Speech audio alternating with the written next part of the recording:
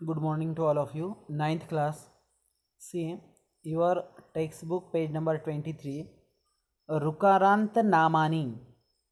अभी यह जो है तो आपके यह रुकारांत नाम है. रुकारांत यानी कि जिसके लास्ट में रू आता है ऐसे. तो देखिए यहाँ पहला भाग है आपका संबंधवाचकानी पुल्लिंगम स्त्रीलिंगम. पितृ, ये देखिए यह जो पितृ आप देख रहे हैं ना, इसका अगर आप वर्ण विग्रह करते हैं तो प प्लस ई प्लस त प्लस रू, इस तरह से ये लास्ट में रू, ऋषि का रू लिखना है यहाँ आपको. तो ये रू आएगा, इसके कारण इन्हें बोलते हैं रुकारांत शब्द.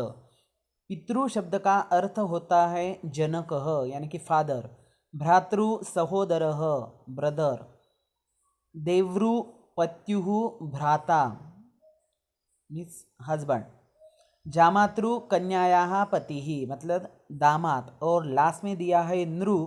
नृ शब्द का अर्थ होता है मनुष्य. ये सब पुल्लिंग के शब्द दिए हैं आपको.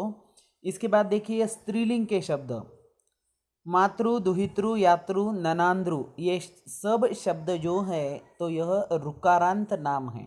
याद रहे, दो बार आपको कहा रहा हूँ, दूसरी बार हम आपको बताना चाहते हैं कि इन सभी शब्दों के लास्ट में जो है रू स्वर आता है. मातृ म प्लस आ त प्लस रू, ऋषि का रू, इसका अर्थ होता है जननी. उसी तरह से दुहितृ कन्या डॉटर, यातृ देवहु पत्नी वाइफ, और ननांद्रु पत्युहु भगिनी. ननांद्रु शब्द का अर्थ होता है ननंद, पति की बहन. तो देखिए ये थे आपके पुल्लिंग स्त्रीलिंग संबंधवाचक में, लेकिन ये सभी शब्द रुकारांत है, याद रहे. उसके बाद दूसरा भाग देखते हैं धातुतः निर्मितानि. यह शब्द भी रुकारांत ही है, लेकिन इनकी निर्मिति जो है धातुओं से हुई है. कर्तृ, नेतृ, हर्तृ, श्रोतृ, योद्धृ, दातृ, वक्तृ, विधातृ, अभिनेतृ, बोद्धृ, यह सब जो है यह धातुओं से इनकी निर्मिति हुई है. सवितृ पुल्लिंगी सूर्य, स्वश्रु स्त्रीलिंगी भगिनी, नप्तृ पुल्लिंगी, और पौत्रः दोहित्रः.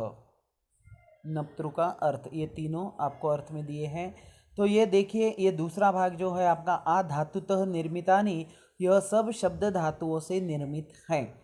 अभी फिलहाल इतना ही याद रखो कि ये शब्द जो है यह संबंधवाचक दिए हुए ये मेन शब्द है, और इधर के दिए हुए धातुतः निर्मितानि, ये जो 10 शब्द आपको दिए हुए हैं इनकी निर्मिति धातुओं से होती हैं.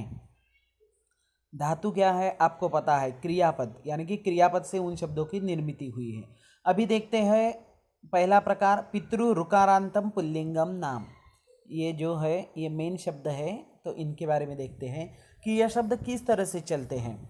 तो देखिए पिता पितरौ पितरः प्रथमा, पितरम पितरौ पितॄन् द्वितीया, पित्रा पितृभ्यां पितृभिः तृतीया, पितरे पितृभ्यां पितृभ्यः चतुर्थी, पितुः पितृभ्यां पितृभ्यः पंचमी, पितुः पित्रोः पितॄणां षष्ठी, पितरी पित्रोः पितृषु सप्तमी, हे पितर हे पितर हे पितरो हे पितरः संबोधनम. तो देखिए पिता पितरो पितरः, तो ये शब्द आपको जो है यह आपको फॉर्मेट बनाना है. और इसके जैसा अभी आपको दूसरा शब्द, ये देखो यहाँ भ्रातृ था तो हमने आपको भ्रातृ दे दिया लिखने के लिए. तो किस तरह से हो जाएगा भ्रातृ का, भ्राता भ्रातरौ भ्रातरः प्रथमा, भ्रातरम भ्रातरौ भ्रातॄन् द्वितीया, भ्रात्रा भ्रातृभ्यां भ्रातृभिः तृतीया, भ्रात्रे भ्रातृभ्यां भ्रातृभ्यः चतुर्थी, भ्रातृः भ्रातृभ्यां भ्रातृभ्यः पंचमी, भ्रातृः भ्रात्रोः भ्रातॄणां षष्ठी, भ्रातरी भ्रात्रोः भ्रातृषु सप्तमी, हे भ्रातर हे भ्रातः हे भ्रातरो हे भ्रातरः संबोधनम. इसमें एक बात आपको विशेष रूप से ध्यान देनी है. ये देखिए यहाँ जो आपको द्वितीया बहुवचन दिखाई दे रहा है और षष्ठी बहुवचन दिखाई दे रहा है, तो इनमें डबल रू लिखा हुआ है. तो इसको कहते हैं दीर्घ रू। ये खाली संस्कृत में होता है, ये हिंदी में नहीं है, ये मराठी में नहीं है। तो ये ध्यान रखना है आपको, दीर्घ रू संस्कृत का आपको कहाँ दिखाई देता है। आपको क्वेश्चन पूछा जाता है संस्कृत भाषायां दीर्घ ऋकारान्तस्य प्रयोगः कुत्र भवति, कि दीर्घ ऋकारांत का प्रयोग संस्कृत भाषा में कहाँ होता है। तो आपके दिमाग में आंसर रेडी चाहिए कि ऋकारांत शब्द के द्वितीय बहुवचन में और षष्ठी बहुवचन में होता है। तो याद रहे, ये चीज़ बहुत इंपॉर्टेंट है जो मैंने अभी आपको दीर्घ रू के बारे में बताई है। चलो नेक्स्ट देखते हैं। मातृ ऋकारांतम स्त्रीलिंगम नाम। ये मातृ है, ये भी ऋकारांत है। ये ऋकारांत पुल्लिंग और ऋकारांत स्त्रीलिंग में चेंज कहाँ होता है, ये आपको रेड में दिया है, खाली द्वितीय बहुवचन में चेंज होता है। देखिए, माता मातरौ मातरः प्रथमा, मातरम मातरौ मातृः द्वितीया, मात्रा मातृभ्यां मातृभिः तृतीया, मात्रे मातृभ्यां मातृभ्यः चतुर्थी, मातुः मातृभ्यां मातृभ्यः पंचमी, मातुः मात्रोः मातॄणां षष्ठी, मातरी मात्रोः मातृषु सप्तमी, हे मातर हे मातः हे मातरौ हे मातरः संबोधनम। यहाँ भी आप देखना चाहते हैं तो देख लीजिए, द्वितीय बहुवचन में दीर्घ रू है और षष्ठी बहुवचन में भी दीर्घ रू है, अदरवाइज सभी जगह जो है आपका ह्रस्व रू है। तो देखिए, ये थे आपके दोनों ऋकारांत शब्द, लेकिन ये कौन से ऋकारांत है, तो दोनों भी संबंधवाचक ऋकारांत शब्द है। अभी देखिए, इसके जैसा आपको लिखना है दुहितृ शब्द या स्वश्रु लिखना है, तो कैसे लिखेंगे।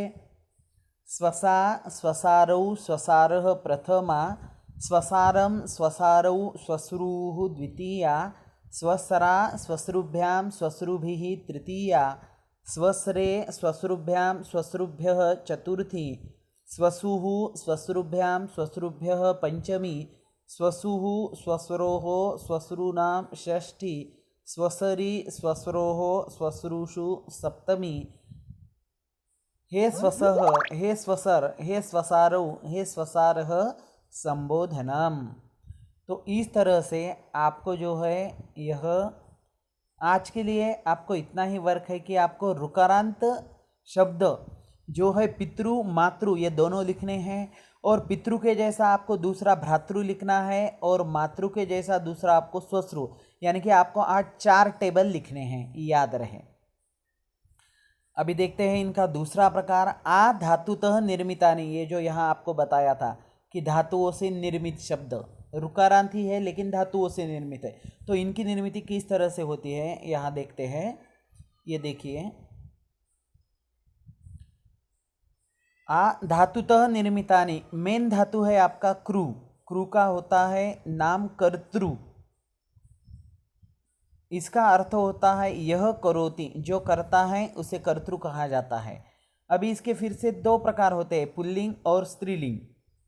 पुल्लिंगी प्रथमा एक वचन कर्ता और स्त्रीलिंगी प्रथमा एक वचन कर्त्री। तो याद रहे, ये शब्द ई लगाकर नदी शब्द के जैसे होते हैं। नदी नद्यौ नद्यः प्रथमा, कर्त्री कर्त्र्यौ कर्त्र्यः प्रथमा। तो याद रहे, लेकिन ये कौन से शब्द होते हैं, जो धातुओं से निर्मित है वही, और जो धातुओं से निर्मित नहीं है, मेन शब्द है, वो किसके जैसे चलेंगे, ये मातृ के जैसे। तो यहाँ हमारा चल रहा है जो धातुओं से निर्मित है।